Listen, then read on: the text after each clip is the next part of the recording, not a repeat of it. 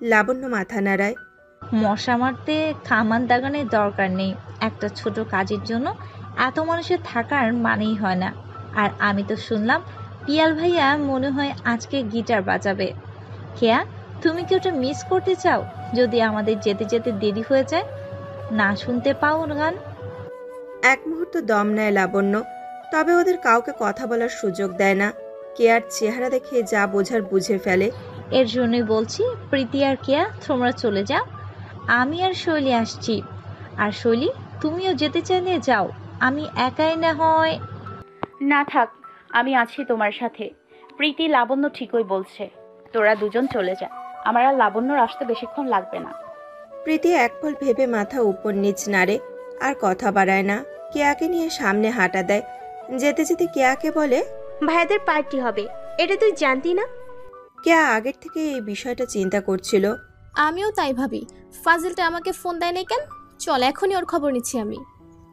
Chairman sir কথা শুরু করলে যে শেষের বাটন অন করতে ভুলে যান সেটা ডিপার্টমেন্টের সবাই জানে। তার উপর আজ সবার ফ্রি টাইম, উনি আড্ডা চালিয়ে যাবেন বোঝাই যাচ্ছে। মেহেরান এই নিয়ে 3বার ঘড়ির দিকে তাকিয়েছে। মাত্র 14 মিনিট পার হয়েছে শৈলীর যাওয়ার। ও আধা ঘন্টা সময় দিয়েছে, যেটা পূরণ হতে এখনো দেরি আছে। মনে অস্থিরতা থাকলেও মুখে সেটা আসতে দিল না। চুপচাপ বসে রইল মজলিসে।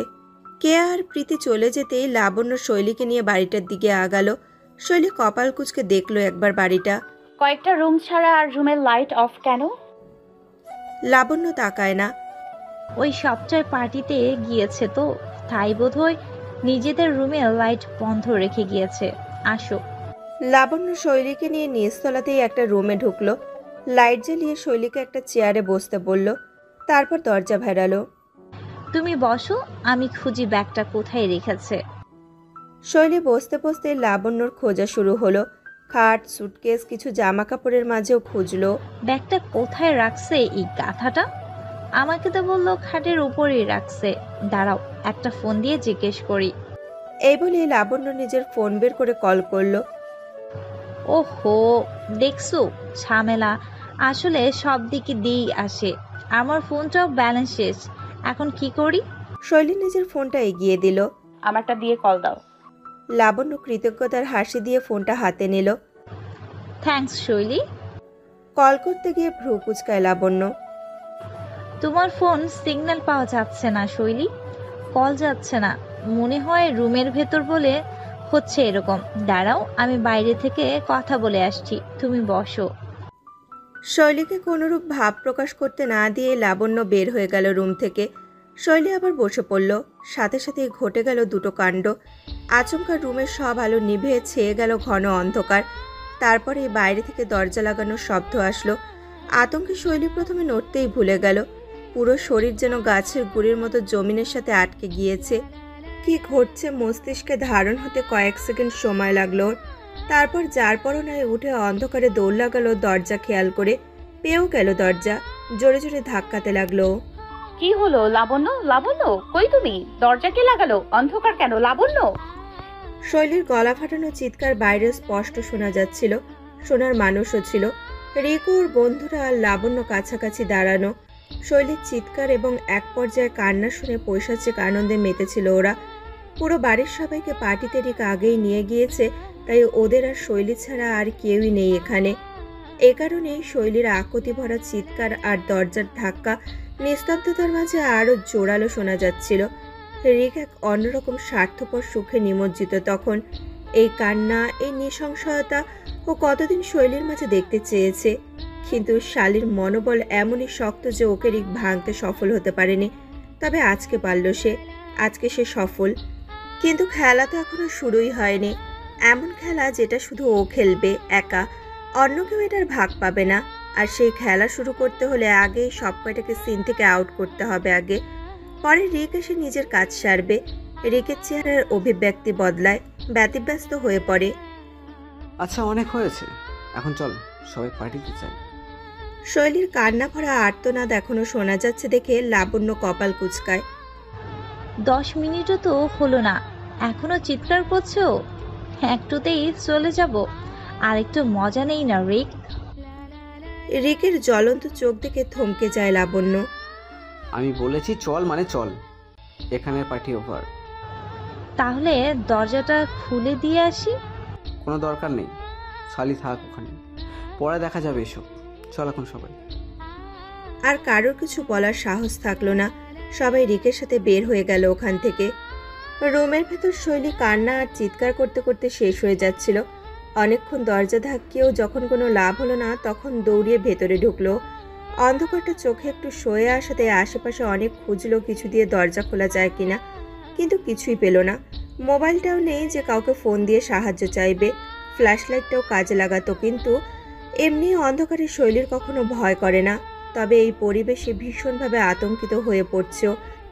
বুঝতে বাকি নেই ইচ্ছাকৃতভাবে ওর সাথে এসব করা হয়েছে এবং এটার পেছনের মূল হোতাকে তা বুঝতেও শৈলীর সমস্যা হচ্ছে না। এই বিষয়টি ওর জন্য বিভীষিকাময় হয়ে দাঁড়িয়েছে এই মুহূর্তে। 21 বছরের একটা মেয়ের এই পরিস্থিতির ভয়াবহতা বোঝা কোনো কঠিন কিছু না। হঠাৎ বিদ্যুৎ চমকে উঠলে রীতিমতো কেঁপে ওঠে শৈলী। এই ঘন আধারে নিজের অসহায়ত্বের পরিহাস বিবেচনা করে ভয়ঙ্কর কান্নায় ভেঙে পড়ল। এখান থেকে বের হওয়ার কোনো পথ খুঁজে পাচ্ছে না দেখে আরও ক্লান্ত বোধ করল। নিজের বান্ধবীদের খুব মনে পড়ছে। স্পষ্টভাবে এখন বুঝতে পারছে মাহিরা আর মেহরানের ওকে দেওয়া সতর্কতাবাণীর মর্ম। মেহরানের ওকে নিয়ে আজ সারাদিনের এত বাড়াবাড়ি রকম খেয়াল রাখার কারণ এই মুহূর্তে ধরতে পেরেই ফ্লোরে বসে পড়ল শৈলী। কান্না জুড়ে দিল আরও জোরালোভাবে। ইয়া আল্লাহ, আমাকে বাঁচান প্লিজ। ইয়া মাবুদ, কাউকে আমার সাহায্যে পাঠান। আমার এত বড় ক্ষতি হতে দিয়েন না আল্লাহ, প্লিজ, আল্লাহ প্লিজ। এই বলে আবার পুরোদমে দরজা ধাক্কাতে শুরু করলো। ঘড়ির কাঁটা যখন 25 মিনিট পার করলো, তখন আর মেহরান থাকতে পারল না বসে। শৈলী এই বাড়ি থেকে কদম বের করার পর থেকে ওর টেনশনে ভেতরে ভেতরে যান শেষ। যদিও এখনো 5 মিনিট হাতে আছে, তারপরেও মেহরানের মন কোনোভাবেও টিকল না। সে উঠে দাঁড়িয়ে চেয়ারম্যান স্যারের থেকে কিছুক্ষণের জন্য এক্সকিউজ নিয়ে বের হয়ে আসলো। বাইরে এসে মেহরান চারিদিকে নজর বুলালো, তবে চোখের সীমানায় শৈলী অথবা ওর বান্ধবীদের কাউকেই পেল না। কপাল কুঁচকে গেল ওর।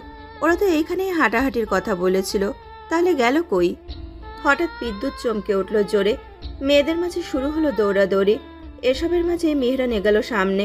অনবরত ওর চোখ খুঁজে বেড়াচ্ছে এক কাঙ্ক্ষিত মুখ, কিন্তু দৃষ্টি বরাবরই ব্যর্থ হচ্ছে। ফোয়ারের কাছে দাঁড়ানো দুটো মেয়ের কাছে গেল মেহরান।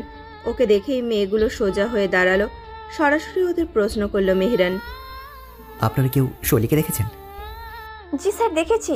শৈল, কেয়া, প্রীতি আর লাবণ্যকে ছেলেদের স্টের হাউজের দিকে যেতে দেখেছি আমরা। দুজন মেয়েই মাথা নাড়ায়।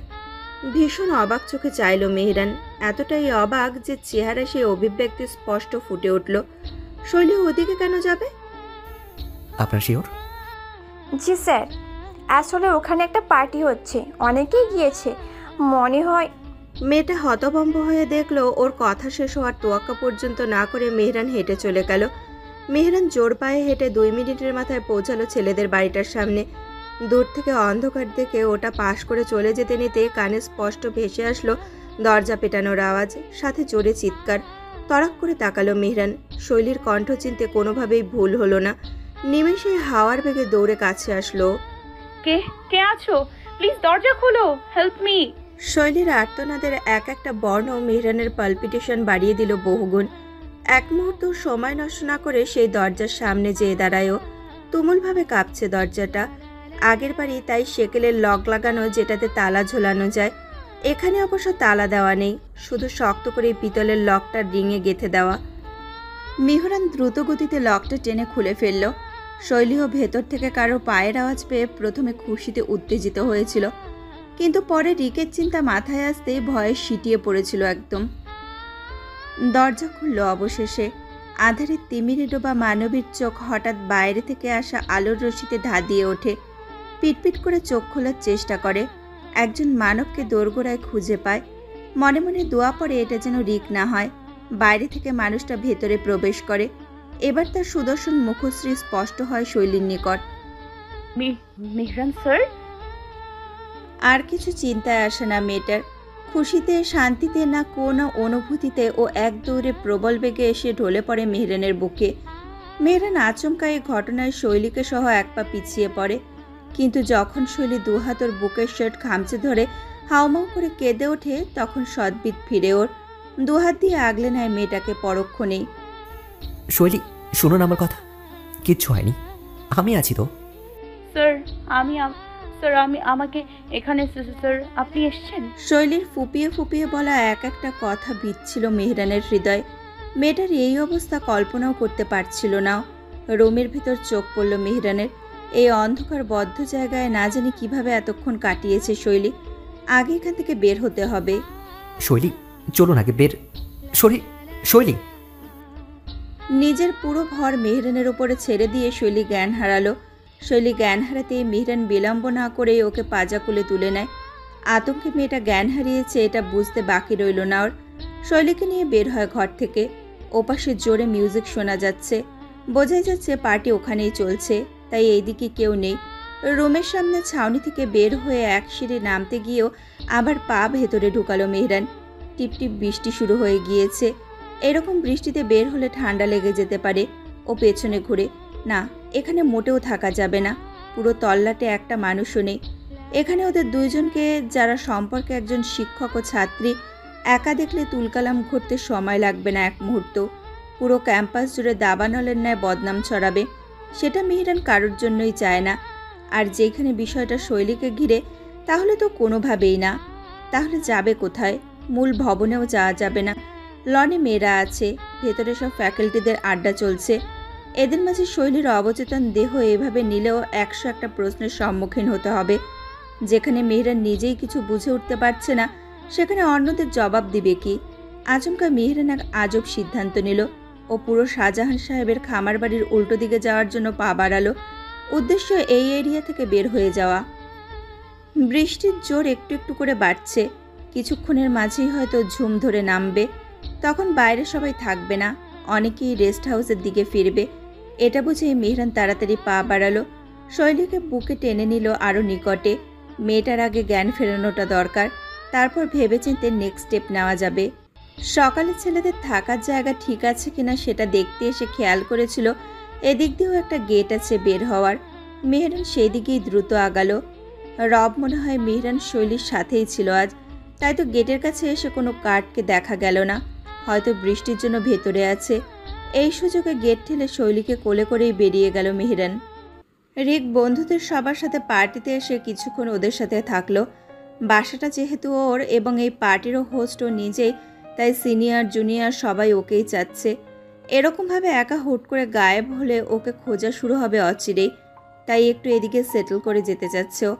আফটার অল এত সাধনার একটা মুহূর্ত ওর জন্য অপেক্ষা করছে। এটাই কোনো ব্যাঘাত ঘটুক তা সে চায় না, কোনো ক্রমেই না। বাবার টিমের মেম্বারদের সব বুঝিয়ে দিয়ে রিক পার্টি থেকে বের হলো। ইতিমধ্যেই বৃষ্টি শুরু হয়ে গিয়েছে দেখে খুশি হলো রিক।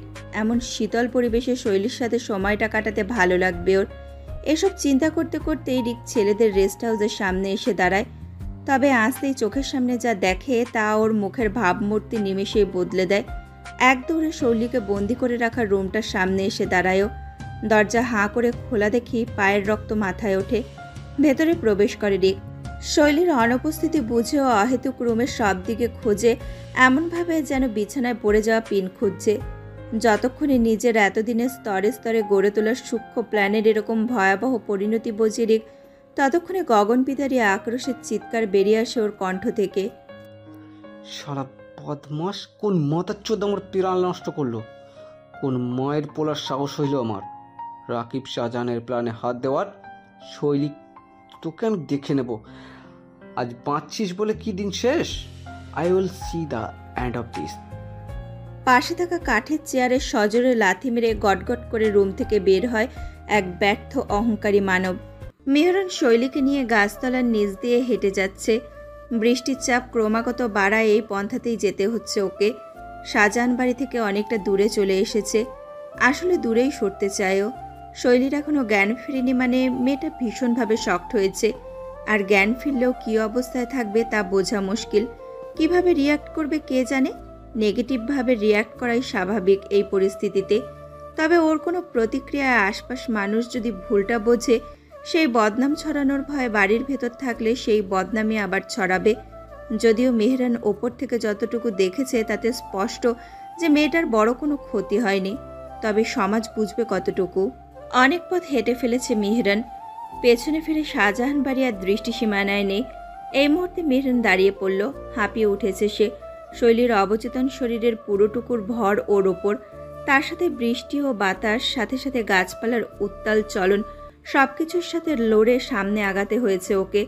তবে এখন আর পা চলছে না। বৃষ্টির বেগ এখন অনেক বেশি। সামনে কিছু দেখাও যাচ্ছে না ঠিকভাবে। পাশে বিস্তৃত ক্ষেতের দিকে তাকায় মেহরান। বেশি বড় না ক্ষেতটা, আর তার অপর পাশে অনেকগুলো ঘরের আবছা অভাব চোখে পড়ছে। চোখে মেহরানের এক পলকের জন্য স্বস্তি ফুটল। না, ঘরগুলো দেখে না, ওখানে গেলে আরেক বিপদ হতে পারে জানে সে। মেহরান খুশি হয়েছে ক্ষেতের ভেতর একটা ছনের কাঁচা ঘর থেকে। অনেক ক্ষেতেই এরকম ঘর দেখা যায়। চাষিরা বিশ্রামের জন্য ও বিভিন্ন মেশিন ও যন্ত্রপাতি রাখার জন্য বানিয়ে থাকে। হঠাৎ করে নড়চড়ের টের পেয়ে মেহরান নিচে তাকায়। শৈলীর জ্ঞান ফিরেছে, তবে চোখ এখনো খোলেনিও। চোখজোড়া কুঁচকে রেখেছে। বৃষ্টির বড় বড় ফোঁটা ওর মুখে পড়াতে কষ্ট হচ্ছে ভেবেই মেহরান গাছের আড়ালে যায়। ততক্ষণে পিটপিট করে পলক ঝাপকায় শৈলী। প্রথমে ভাষা ভাষা, তারপরে স্পষ্ট হয় এক পুরুষ অবয়ব। শৈলীর মানুষটাকে চিনতে 1 মিনিট সময় লাগে। স্যার, মেহরান স্নিগ্ধ ও স্বস্তির এক হাসি ছড়ায় মুখে। শৈলী, আপনি ঠিক আছেন? কেমন লাগছে এখন? শৈলীর নিজেকে একটা ঘোরের মাঝে মনে হয়। খুব কাছ থেকে বৃষ্টির আওয়াজ পাচ্ছে। মেহরানও বেশ কাছে। ও কোথায়, কি করছে, শুয়ে কেন? হঠাৎ বিদ্যুতের ন্যায় সব কিছু মনে পড়ে যায় শৈলীর। সেই রুম, বন্দিদশা, ওর চিৎকার এবং সবশেষে মেহরানের আগমন, সব মনে পড়ে। এইসব চিন্তা করতে হুড়মুড়িয়ে ওঠেও। মেহরান ইঙ্গিত বুঝে আস্তে করে ওকে কোল থেকে নামায়। তবে পর মুহূর্তে হাতটা ধরে নেয় যাতে শৈলীর ব্যালেন্স রাখতে সুবিধা হয়। শৈলী দাঁড়িয়ে একটা বড় দম নেয়। এরপর ভয়ার্ত চোখে আশেপাশে তাকায়। আমার কোথা? মেহরান শৈলীকে কথা শেষ করতে দেয় না। কোনো ভ্রান্ত ধারণা মেয়েটার মাথায় আসার আগেই সব ক্লিয়ার করে। আপনি অজ্ঞান হয়ে পড়েছেন শৈলী। এমন অবস্থায় আপনাকে নিয়ে সবার মাঝে যাওয়া আমার অবস্থা ছিল না, তাই আমি আপনাকে নিয়ে বাইরে বের হয়েছি। ভেবেছি আগে আপনি একটু ঠিক হন, তারপর আমরা ফিরব। শৈলীর সব মনে পড়লেও মাথা ঠিকভাবে কাজ করছিল না। সবই ব্ল্যাঙ্ক লাগছিল। ওর চেহারার ভাব বোধ হয় মেহরান বুঝল। এখনই মাথায় এত চাপ দিয়েন না। আগে চলুন তো বৃষ্টি থেকে মুক্তি নেওয়া যাক, নয়তো ঠান্ডায় কাবু হয়ে যাব। কোথায় যাব? মেহরান শৈলীকে হাত তুলে সামনে সে ঘরটা দেখায়। তারপর ওর হাত শক্ত করে চেপে ধরে মেন রোড ছেড়ে আস্তে আস্তে কাঁচা পথে নেমে আসে। কাদামাটির মধ্যে দিয়ে ক্ষেতের রাস্তায় ঢুকলো ওরা। খুব সাবধানে পার হয়ে সে ঘরের কাছে এসে দাঁড়ালো। এই ধরনের দরজায় সাধারণত কিল দিয়ে আটকানো থাকে। এটাও তাই ছিল। সেই কিলটা খুলে ভিতরে ঢুকলো মেহরান। কিন্তু পেছনে চেয়ে দেখলো শৈলী ঠায় দাঁড়িয়ে বৃষ্টির নিচে। ওর চোখে আতঙ্ক মেহরান স্পষ্ট দেখতে পেল। কি হলো শৈলী, ভেতরে আসুন। কেঁপে ওঠে শৈলী। কাঁপতে কাঁপতেই মাথা নাড়ায়। সে ভেতরে যাবে না।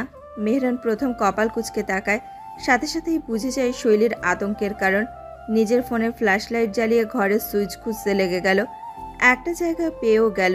সেটা জ্বালাতেই রুমের আধার মিটিয়ে আলোকিত হলো চারপাশ। শৈলীর দৃষ্টি এবার নরম হলো। সাথে মেহরানের প্রতি কৃতজ্ঞ বোধ করলো ওর আধার ভীতিটা নিমেষেই বুঝে নেওয়ার জন্য। শৈলী চপল পায়ে ঢোকে ভেতরে। রুমটা স্বাভাবিকভাবে খুব একটা বড় না। একপাশে যন্ত্রপাতি আর সাথে একটা চটের মোড়ানো নিচু খাট। এই যা। মেহরান শৈলীকে খাটে বসতে দিল। নিজেও আর কোথাও জায়গা না পেয়ে ওর পাশেই বসল। কিছুক্ষণ চুপ রইল দুজন। বাইরের বৃষ্টির বর্ষণ আস্তে আস্তে কমছে বোঝা গেল। ইচ্ছে করে দরজাটা খোলা রেখেছে মেহরান।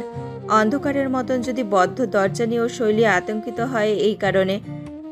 চুপচুপে ভিজে এসে এখন গায়ের সাথে সব কাপড় লেপটে গেছে দুজনের।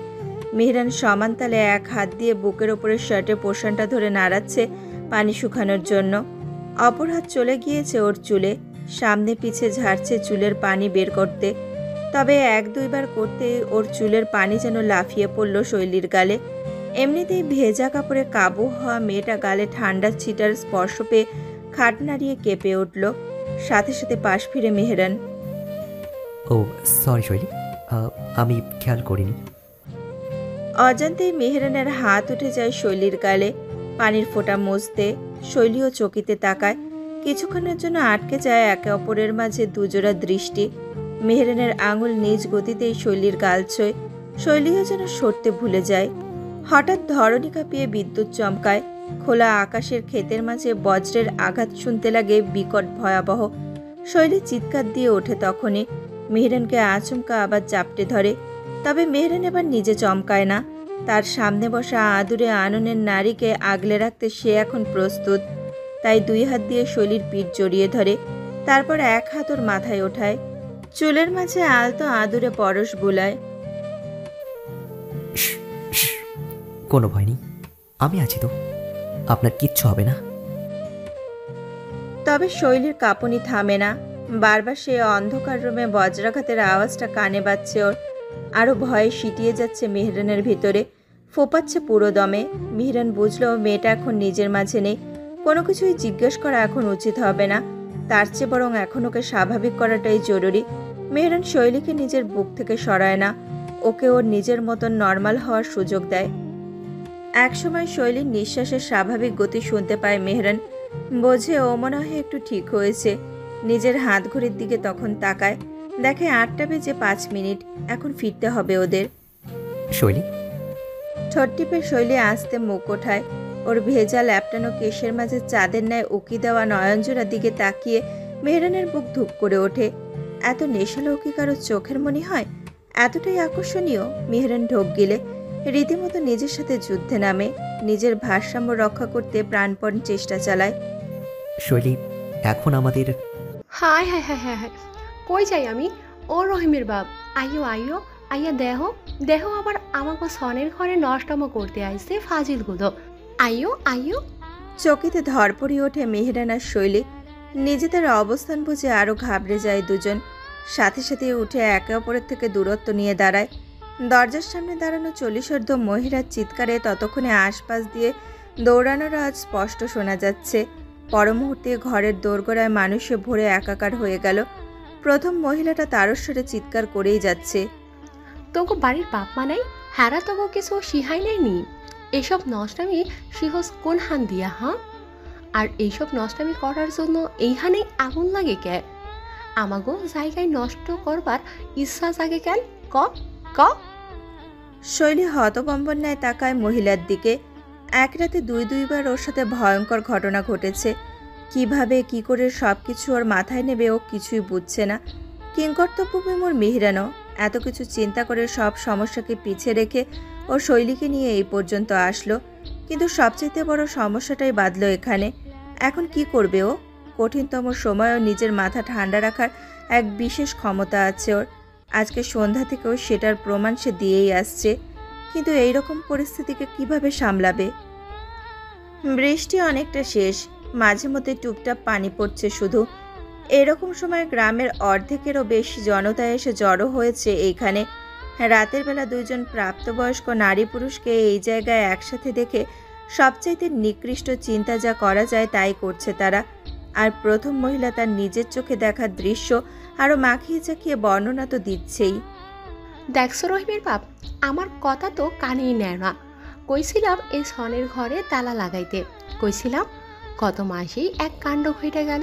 পুরো গ্রামে কথা হইল, তোমারে কতজনে দোষাইল এই ঘরের লাইগা। হেইডা সুখ হইতেই না হইতেই আরেক জোড়া পাখি ফাল মারছি।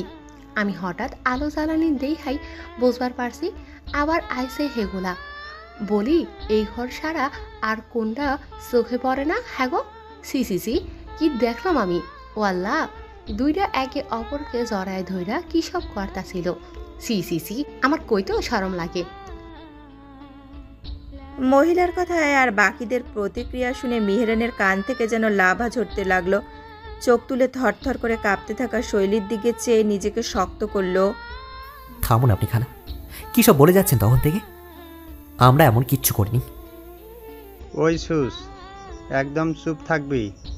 আয়ার পোলা রহিমের বাপ নামে যেই মানুষটাকে ডাকা হচ্ছিল সে মেহরানের দিকে আঙুল তুলে চিৎকার দিয়ে উঠল, আগে আমগোর প্রশ্নের উত্তর দে। তোরা কেডা? তোদের মাঝে সম্পর্ক কি? এইখানে কি করস ক? একদম মিথ্যা কবি না, কয়া দিলাম। পরিস্থিতি কোন দিকে যাচ্ছে মেহরান জানে। আবারও শৈলীর দিকে ফিরল। শৈলীও আকুতি ভরা দৃষ্টিতে ওর দিকে তাকানো। আমরা স্বামী স্ত্রী, এইখানে আমরা ঘুরতে এসেছিলাম। বৃষ্টির কবলে পড়ে আমরা আটকে পড়ি, তাই আপনাদের এইখানে আশ্রয় নিয়েছিলাম। মেহরানের কথা শেষও হতে পারল না, তার আগেই চেঁচিয়ে উঠলেন সেই রহিমের মা।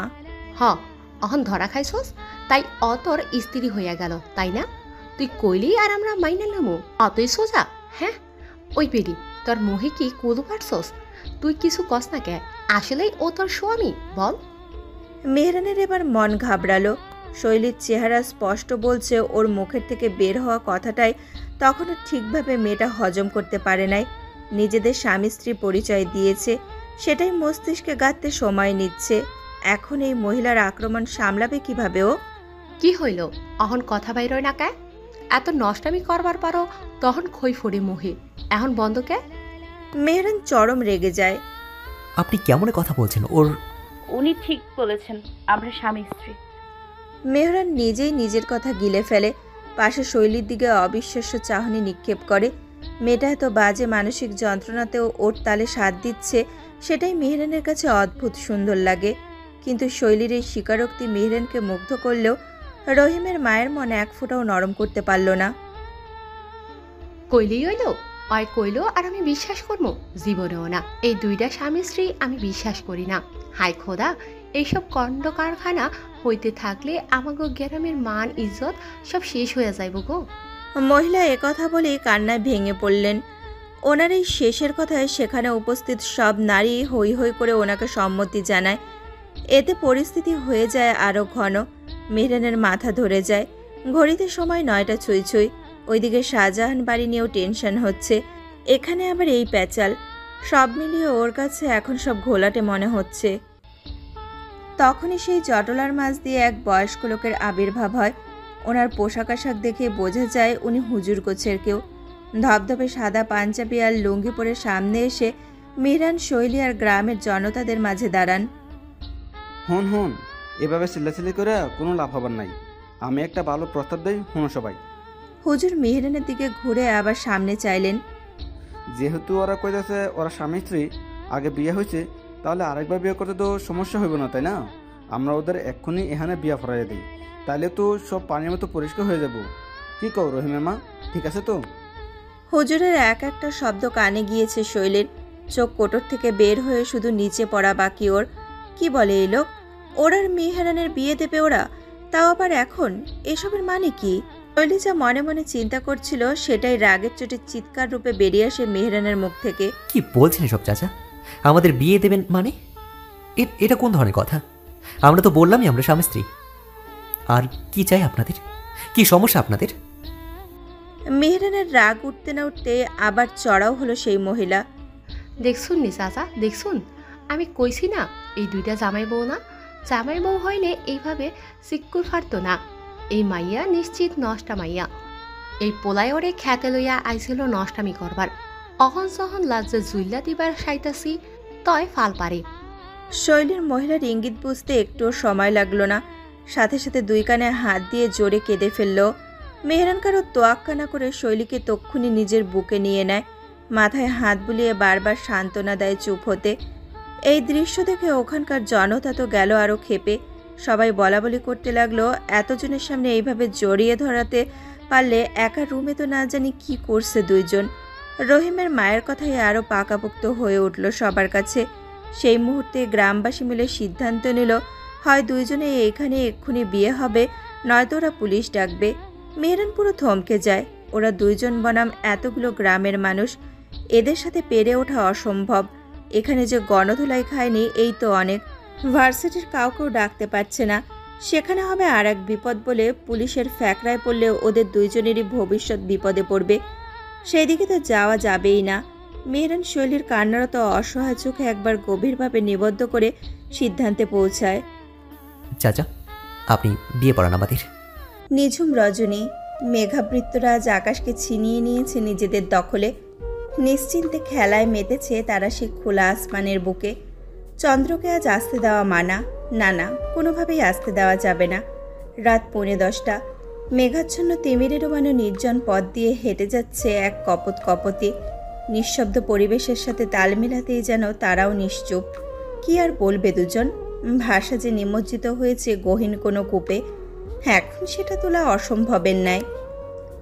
শৈলী ধীর পায়ে হাঁটছে, পথের দিকে মনোযোগ তার নেই। সে তো এই মুহূর্তে তার জীবনের সমীকরণ মেলাতে ব্যস্ত।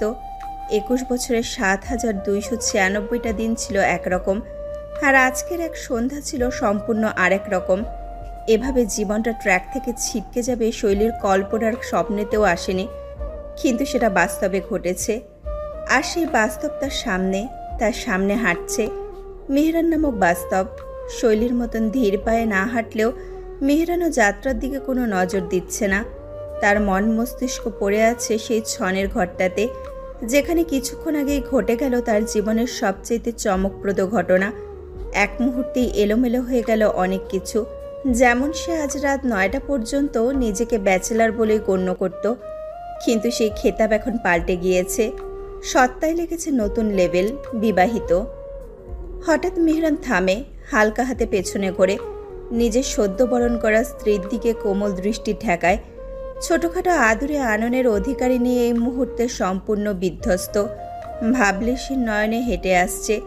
একসময় শটান দাঁড়ানো মেহরানের বুকে এসে মাথা ঠেকে ওর, হকচকিয়ে কেঁপে সরে যায়। তখন বোঝে এতক্ষণ অন্যমনস্ক হয়ে হাঁটছিল।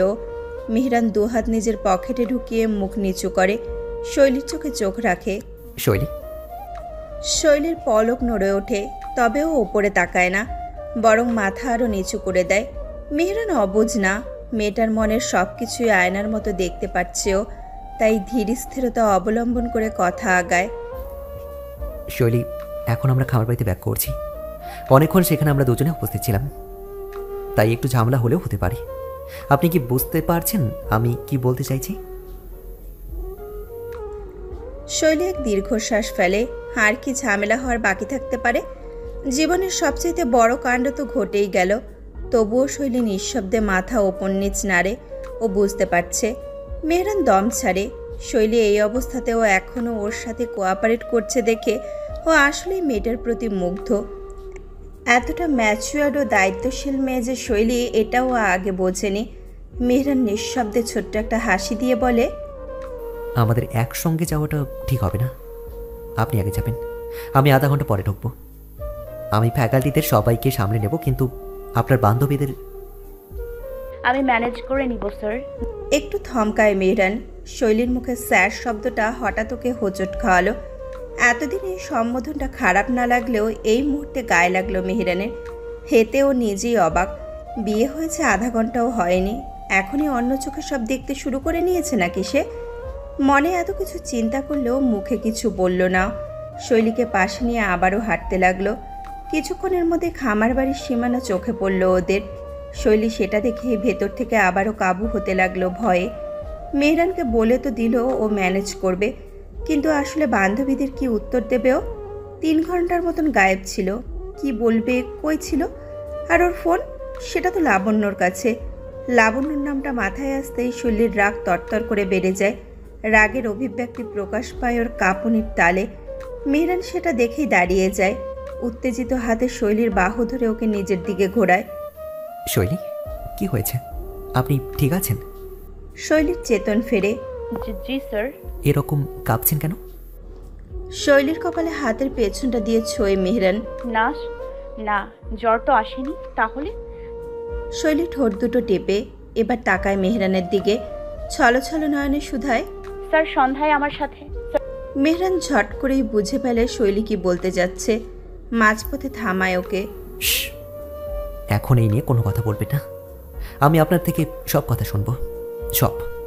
কিন্তু এখন না, কাল ঢাকায় ফিরে তারপর। কিন্তু মেহরান শৈলীর দুবাহু ধরে ওকে একটু কাছে টানে, দৃষ্টিতে টেনে আনে নমনীয়তা। মন্থর গতিতে কথা বলে, শৈলী, আজ আমাদের দুজনের সাথেই অনেক কিছু হয়েছে। এগুলো বুঝতে, প্রসেস করতে আমাদের সময় লাগবে। সেই সময়টা একে অপরকে আমাদের দিতে হবে। আমরা দেবো সেটাও, তবে আজ এগুলো সময় না। আজকে আপনার রেস্ট দরকার। মাথা ঠান্ডা করুন, খাওয়া দাওয়া করে একটা ঘুম দিন। কালকে সকালে সব দেখা যাবে। নিঃশব্দে শৈলীর চোখ থেকে জল গড়ায়। নিজেকে ধরে রাখতে ভীষণ বেগ পেতে হচ্ছে ওর। মেহরান শৈলীর বাহু ছেড়ে এক হাত ছোঁয়ায় ওর কোমল মুখশ্রীতে, আঙুল দিয়ে আলতো স্পর্শে পানি মুছে দেয় গাল থেকে। আর কোনো কান্না করবেন না। এখন থেকে যা হবে দুজনে মিলেই সেটা বুঝে নেব। আপনি একা নন তো এখন? শৈলীর কান্না একসময় থামে, নিজেই চোখ মুছে ঘুরে হাঁটা ধরেও। মেহরানও ওকে ছেড়ে দিয়ে পাশে হাঁটে। খামার বাড়ির দরজায় দারোয়ান আছে দেখে মেহরান শৈলীকে পাশের গাছের নিচে যেতে বলে। তারপর দারোয়ানকে ডেকে গেট খোলায়। ফ্যাকাল্টি বলে দারোয়ান তাকে দেখেই গেট খুলে পাশে দাঁড়িয়ে সালাম দেয়। মেহরান ঢুকে ওনার সাথে খোশ গল্প করতে করতে তাকে একপাশে নিয়ে যায়। এই সুযোগে শৈলী ঢুকে পড়ে ভেতরে। অন্ধকারে খুব তাড়াতাড়ি ড্রাইভওয়ে দিয়ে হেঁটে ভবনের কাছে চলে আসে সে। বাইরে থেকে দেখা যাচ্ছে সবাই ভেতরে ছড়িয়ে ছিটিয়ে ডিনারে ব্যস্ত। এত মানুষ দেখে শৈলী একটু স্বস্তি বোধ করে।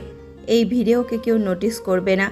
শৈলী খোলা দরজা দিয়ে চুপিসারে ঢুকেই বামের সিঁড়ি দিয়ে ওপরের দিকে চলে যায় রুমে। রুমে এসে কাউকে পায় না শৈলী, এটাই আশা করেছিল। দরজা বন্ধ করে ধপ করে বসে পড়ে ও মাটিতে। আজ কি হয়ে গেল ওর সাথে?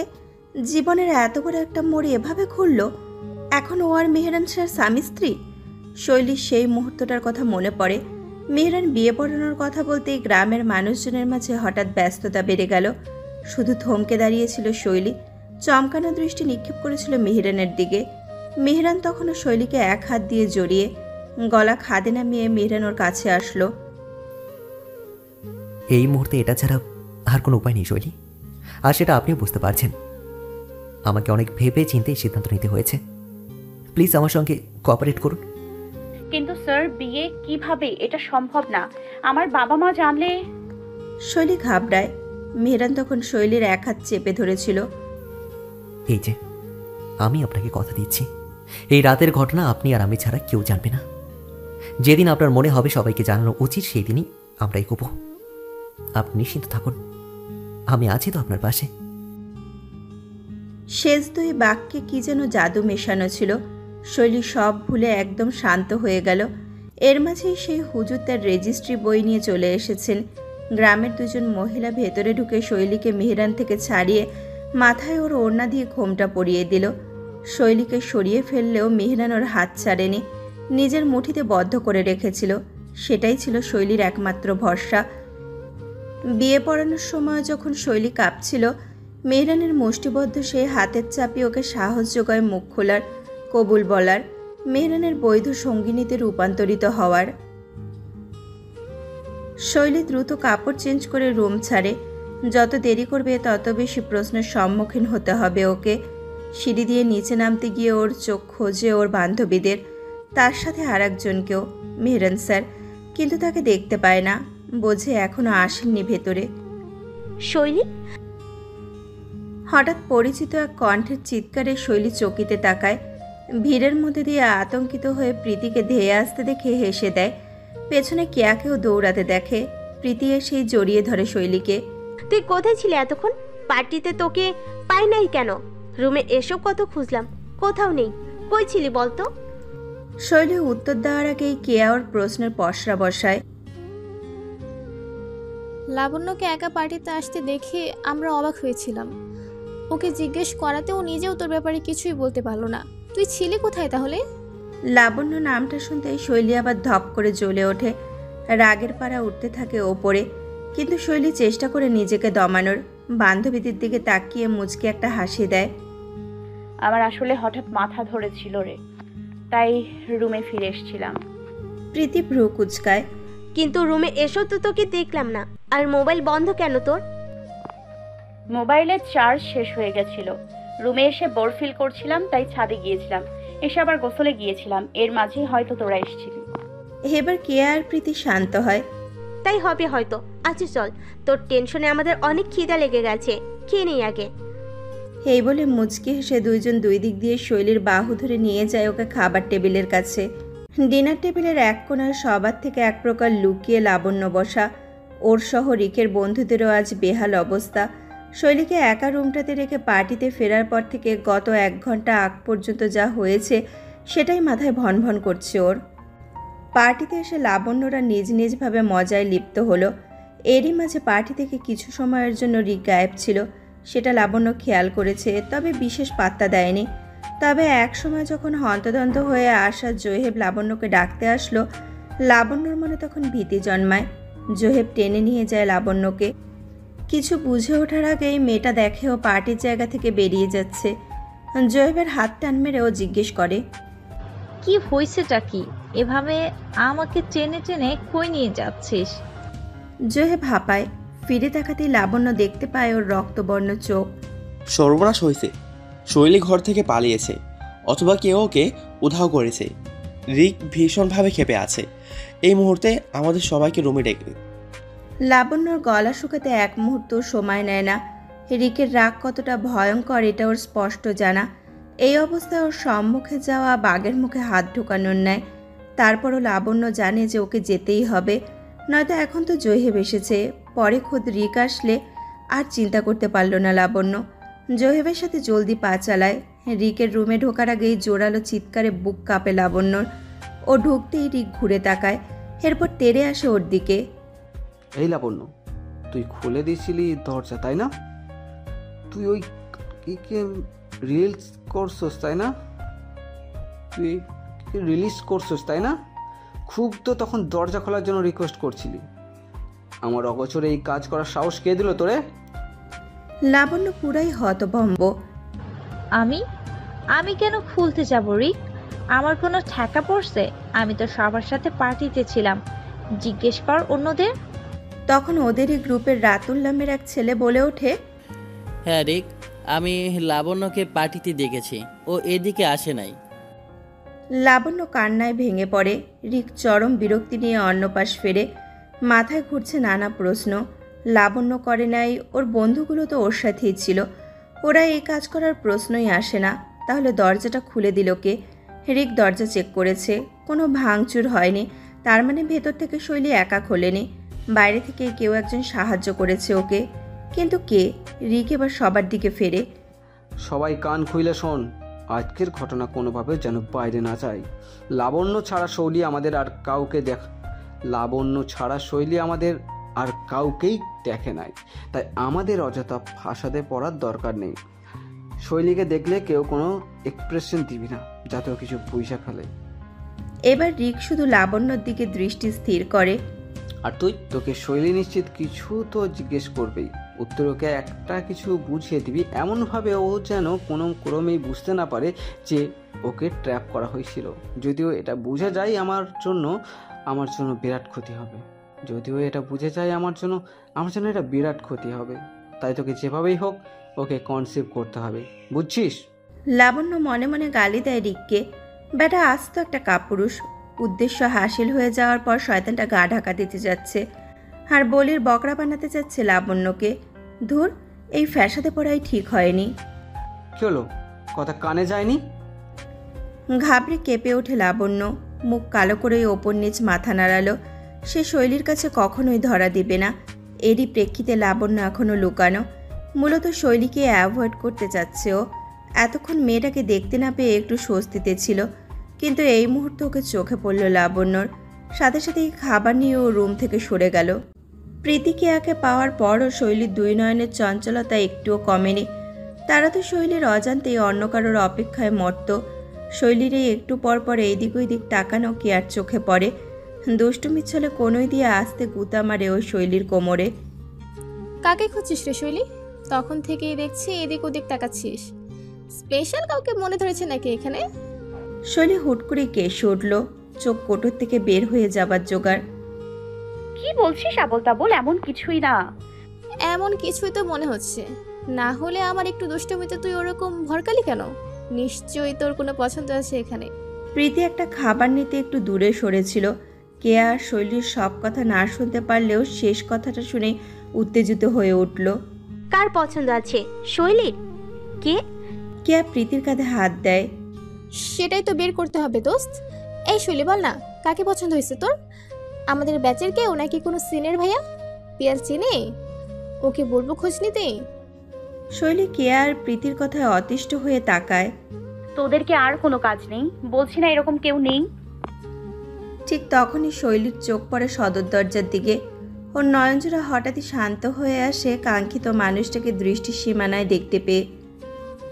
মাহিরা সন্ধ্যা থেকে শৈলীকে বেশ কয়েকবার ফোন করেছে, কিন্তু ওর বান্ধবীর জায়গায় রেকর্ডকৃত মেইলি আওয়াজ কথা বলছে ওর সাথে। দুঃখিত, আপনি যে নাম্বারে কল করেছেন তাই এই মুহূর্তে বন্ধ আছে। আপনি যদি মাহিরা কান থেকে ফোন সরালো। বিরক্ত লাগছে ওর, তার সাথে চিন্তাও হচ্ছে শৈলী ঠিক আছে তো। একবার মনে হলো মেহরানকে ফোন দেবে, পরে আবার বাদ দিল যে রক্তটা ভাই ওর, দেখা যাবে বড় একটা ঝাড়ি মেরে দিছে। এসব আকাশ কুসুম ভাবতে ভাবতেই খাট কেঁপে ফোন বাজলো মাহিরার। শৈলী ভেবে ঘুরে তাকালেও নিজের প্রেমিক পুরুষের নামটা ফোনে জলজল করতে দেখে মুচকি হাসলো। এই কলটাও অনাকাঙ্ক্ষিত ওর কাছে। মেরে ফোনটা নিয়ে রিসিভ করলো মাহিরা, যেন ওপাশের মানুষটাকে অপেক্ষায় রাখতেও নারাজ। হ্যালো জান। মাহিরা চুপ হয়ে যায়, চোখ দুটো বন্ধ করে চিরাচরিত অভ্যাসে সম্বোধনটি কর্ণকুহরে শুষে নেয়। তন্ময় জানে মাহিরার নিশ্চুপ থাকার কারণ। স্নিগ্ধ এক হাসি ছড়ায় ওর ঠোঁটে। কি ব্যাপার ম্যাডাম, ভাই আসার পর থেকে আমাকে দেখি ভুলে গিয়েছেন। কল দেন না, দেখাও করেন না। এই মাসুম আশিকের প্রাণটা নিয়ে ছাড়বেন তাই না? মাহিরা খিলখিলিয়ে ওঠে, কিন্তু পরক্ষণেই আবার কপট রাগ দেখায়। তন্ময় আদুরে গলায় উত্তর দেয়, সরি বাবা, তুমি তো জানোই মেহরান কি জিনিস। তার বোনের সাথে তার সামনে গল্পে মশগুল হলে খেয়েই ফেলতো আমায়। হাই হাই, এই বুকের পায়রা নিয়ে আমার সাথে প্রেম করতে আসছো? এত ভয় পেলে ভাইয়ের কাছে আমার হাত চাপা কেমনে? ওপাশ থেকে তন্ময় ভ্রু কুচকায়। আমাকে কি চ্যালেঞ্জ করা হচ্ছে? তোমার কি মনে হয় আমি তোমার ভাইকে ভয় পাই? হ্যাঁ, তন্ময়কে এখনো চিনতে পারো নাই তুমি বেবি, বুঝছো? তোমাকে নিজের করার জন্য তোমার ভাই তো কি, তোমার বাবা মায়ের কাছেও তোমার হাত চেতে আমার ভয় লাগবে না, বুঝছো? দেখতে চাও সেটা? আচ্ছা, এক কাজ করি, কাল তো মেহরান ফিরছেই, কালই বাসায় আসি তোমাদের, নাকি আন্টি আঙ্কেলের সাথে কথা বলে বিয়ের ডেটটা ফিক্স করি, কেমন? মাহিরা তন্ময়ের উত্তেজিত কণ্ঠে পুরাই তাজ্জব বনে গেল।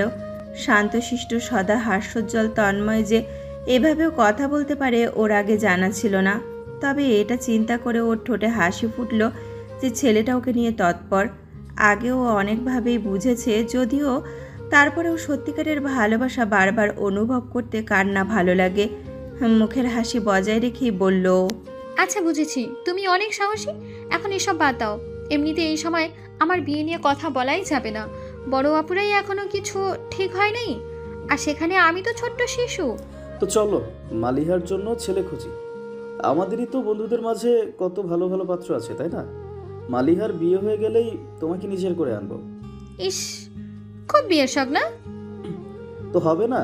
আমার বয়স দেখছো, নিজের কাছাকাছি এজের কাউকে বিয়ে করলে এতদিনে এক বাচ্চার বাপ হয়ে যেতাম। মাহিরার খুব অভিমান হয়। তো যাও না, যাও গিয়ে করো বিয়ে তোমার এজের কারোর সাথে। আমার জন্য ওয়েট করছো কেন? কিভাবে চাই বলো? আমার তো মাহিরা বেবির মতন একটা বাবু চাই, যে আমার মাহির মতন কিউট হবে, চঞ্চল হবে, কথায় কথায় অভিমান করবে। অন্য কেউ কি তা দিতে পারবে? মুহূর্তেই মাহিরার সব রাগ উধাও, সাথে ভীষণ রকমের লজ্জা ভর করল। আর রাখি? কেন জানি না। Good night. মাহি শোন। মাহিরা মাঝপথেই লাইন কেটে দিল, দিয়েই লাজে ভরা হাসিতে রঙে উঠল ওর মুখ। তন্ময় মেহরানের কলিজার দোস্ত। আজ 2 বছর ধরে হয়েছে মাহিরার ভালোবাসার মানব। মাহিরার প্রথম ক্রাশ তার তন্ময় ভাই, তখন তো ভাই ডাকতো। সেই ক্লাস 8 থেকে ওর এই চুরমার হওয়া শুরু হয়েছিল মাহির, কিন্তু প্রকাশ করার মতন তখন না ছিল বয়স আর না সাহস। তবে মাহিরা প্রতিজ্ঞাবদ্ধ ছিল নিজের সাথে, একদিন সে তন্ময়কে পছন্দের কথা জানাবেই। সময় গড়ায়, মাহি ইন্টার শেষ করে তখন মুক্ত পাখি। এই সময় হঠাৎই তন্ময়ের স্বাদ পায়ও। আগে তো সবসময় যাতায়াত ছিলই, এমনকি মেহরান বিদেশে যাওয়ার পরও মাঝে মধ্যেই তন্ময় বাসায় আসতো সবার খোঁজ খবর নিতে। তখন মাহিরা নিজের মনে সাহস জুগিয়ে গল্প জুড়ত ওর সাথে। প্রথমে সামাজিক আড্ডা থেকে পরে আস্তে আস্তে দুজনের কাছে আসার গল্প শুরু হয়।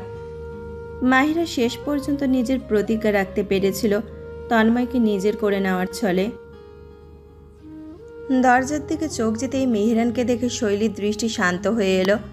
অপলক সেই দিকেই তাকিয়ে রইল, এমনকি মেহরান ওর দিকেই আগাচ্ছে জেনেও চোখ সরালো না, কেমন যেন ঘোরের মাঝে ডুবে রইল। প্রীতিও মেহরানকে দেখতে পেয়ে শৈলীর কোনোইতে টান দিল। ঘোর কাটল শৈলীর, নিজের বর্তমান অবস্থা বুঝেই সাথে সাথে চোখ নামালো। মেহরান আস্তে আস্তে 2 পা পিছিয়ে জায়গা করল। মেহরানও যেন শৈলীকে দেখেনি এমন ভাব করে সামনে দিয়ে চলে গেল।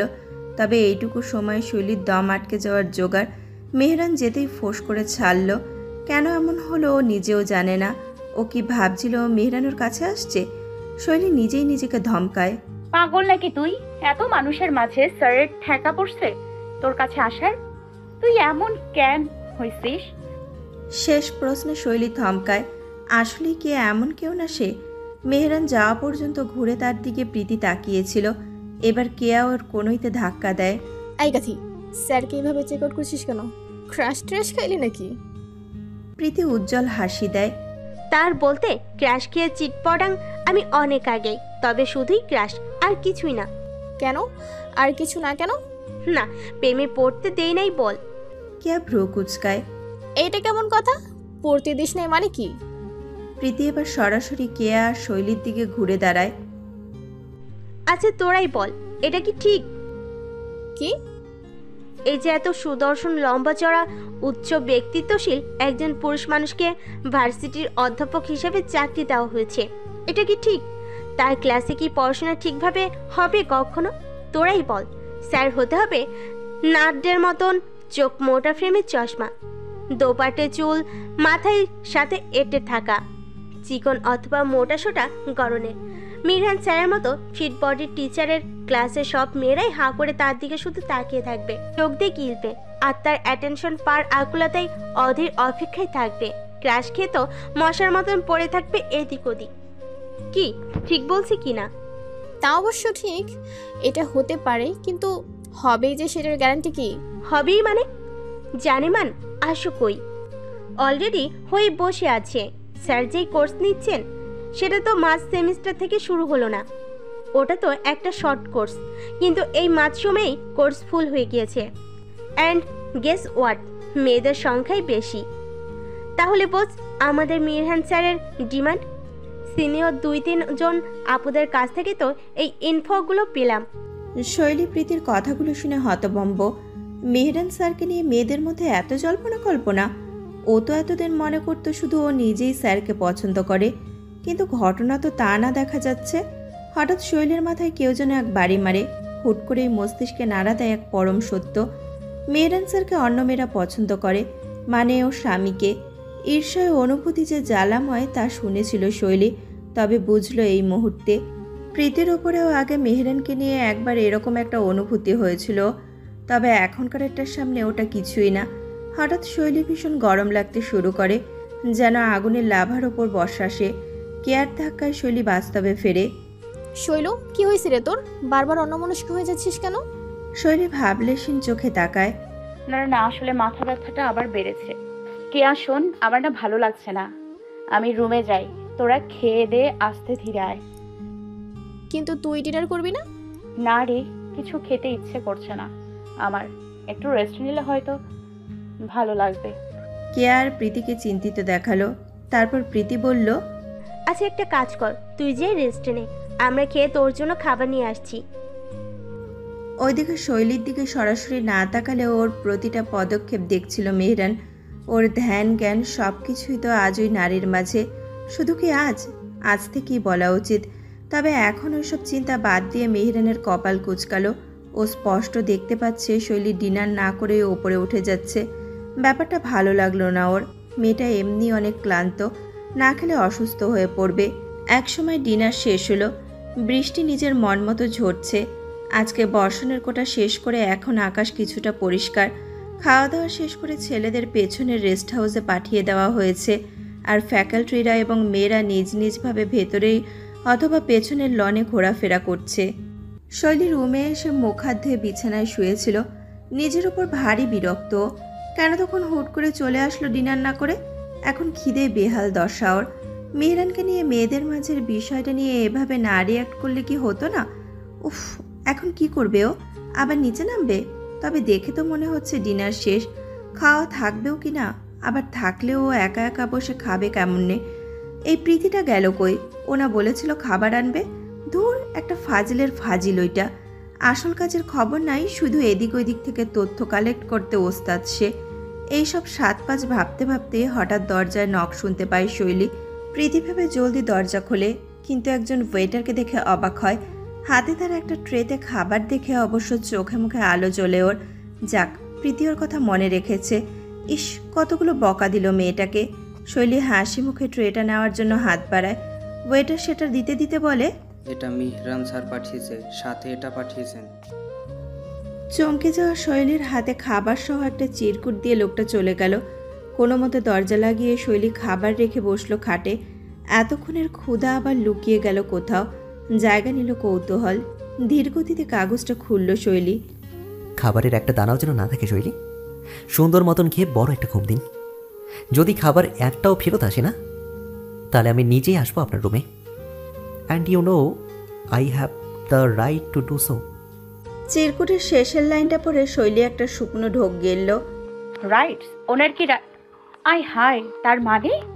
নিজের মস্তিষ্কে সব কথা প্রসেস করতে পারছে না শৈলী, তাই খণ্ড খণ্ড হয়ে প্রশ্নগুলো বাড়ি খাচ্ছে। তবে মেহরান কোন রাইটসের কথা বলছে সেটা বুঝতে সময় নিল না। সাথে সাথেই চোখ উঠল দেয়াল ঘড়ির দিকে। রাত 11:10। ভীষণ রকম লজ্জার সাথে কপট রাগও হলো শৈলীর। 2 ঘন্টাও পুরো হলো না তাদের বিয়ের, আর মশাই স্বামীর অধিকার ইতিমধ্যে ফলাতে শুরু করে দিয়েছেন। কি খারাপ লোক। শৈলী খাবারের প্লেটের দিকে তাকায়, আবার চিরকুটটা পড়ে, আবার লজ্জায় ডোবে। এভাবে চলে কতক্ষণ।